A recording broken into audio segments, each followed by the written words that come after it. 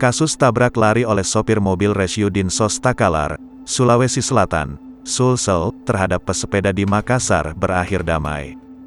Korban bernama Ridwan mencabut laporannya atas sopir mobil Rescue, Subhan.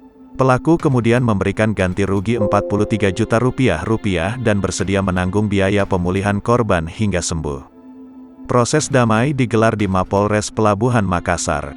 Turut hadir Kadis Sosial Kabupaten Takalar dan Kasat Lantas Polres Pelabuhan.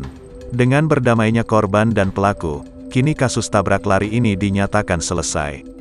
Kejadian ini sempat viral pekan lalu, setelah kamera pemantau yang merekam peristiwa itu tersebar.